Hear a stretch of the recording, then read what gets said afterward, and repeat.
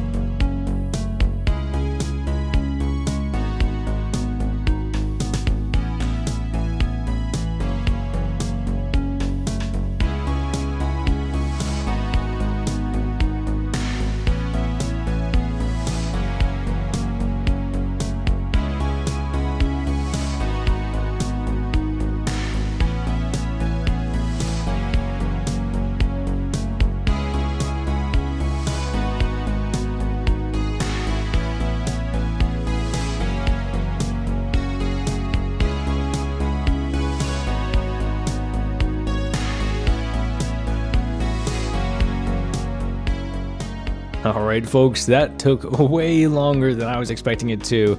In fact, it's actually been a new day, and this place is looking like a mess. But yeah, anyway, this potion lab is pretty much done. I mean, I did a couple of test runs. We're not getting full efficiency, but that's not, unexpected, because, some items do get stuck in the loops there, and it clogs up stuff, and it just takes a couple of runs to get everything sorted out. But I think everything's working out here.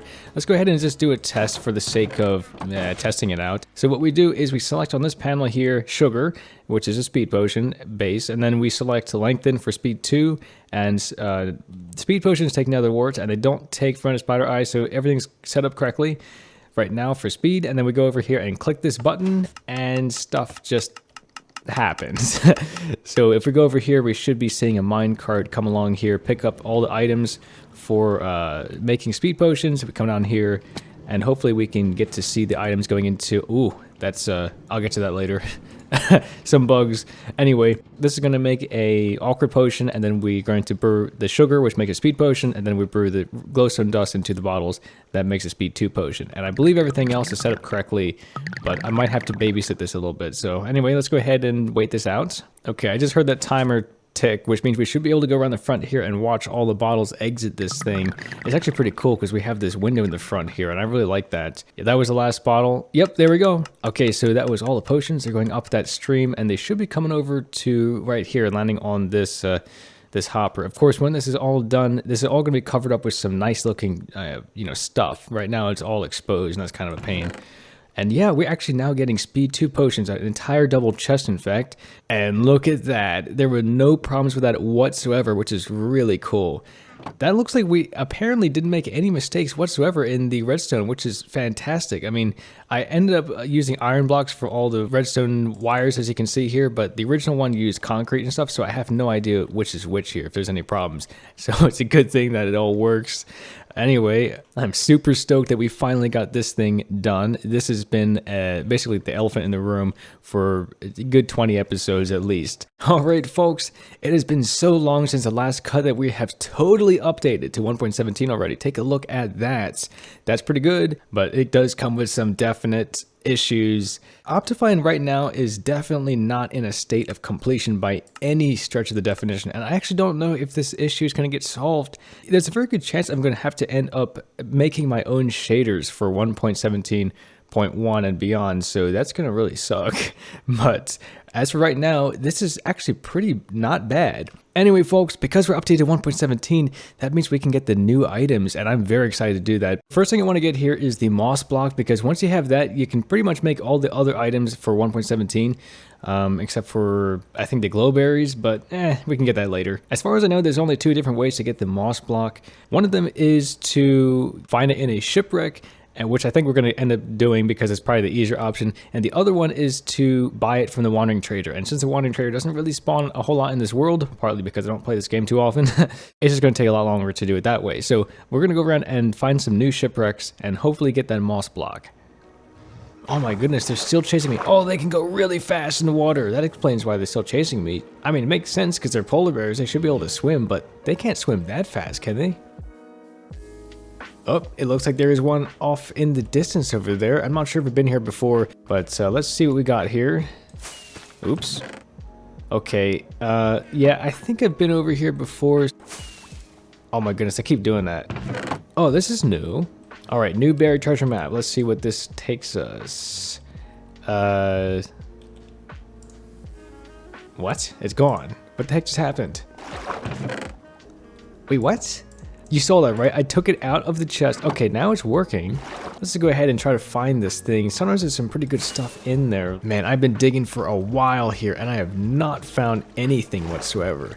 So let's try this trick that I've heard of. I don't know if it's any, worth anything, but let's just see this. So apparently, if you turn on your chunk borders and you find the exact center of the chunk, so you follow this line and this line, you should be able to find where a chest is. So that would be kind of like right here, I guess.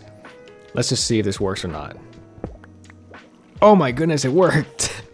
There's no way. No, hold on a second. Dude. Well, now we know that works.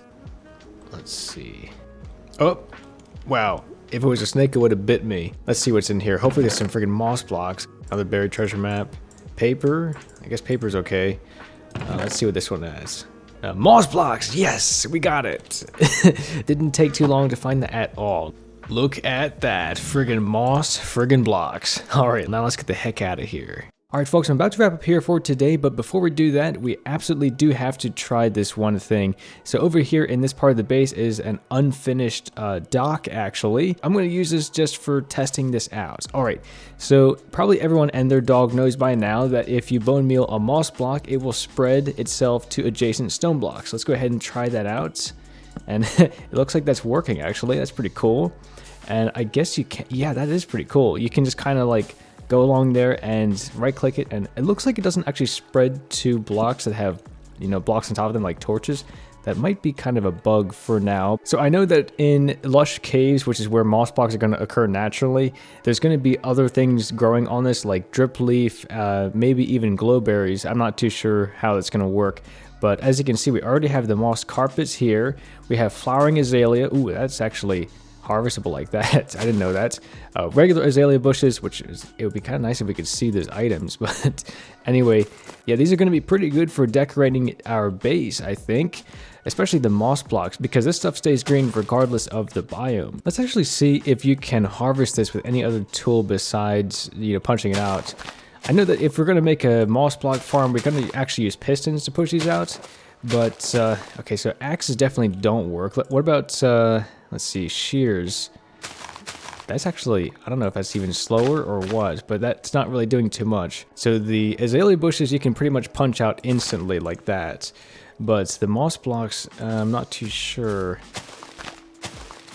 I think that's a little bit faster than normal. So I bet you that if we have efficiency 5 on our shears, that this might be able to be instant mined. Alright, and one last thing before we wrap up here, I'm going to try to bone meal one of these azalea bushes, because I know that there's a tree that they can grow into. So we have 2 different types of azalea bushes. I have no idea if that affects the type of tree that you end up with, but let's try this. So we got our regular azalea bush. If we bone meal this, that makes... Okay, that's weird. That's a flowering azalea tree, I guess. That's actually kind of an interesting layout of leaves, and you can see the leaves are starting to despawn. That's really weird. I think that might be a bug. And these are azalea leaves, but this is an oak log, so I guess there's no azalea wood, unfortunately. If we bone meal the flowering azalea, it doesn't actually make any difference. And that's actually pretty cool.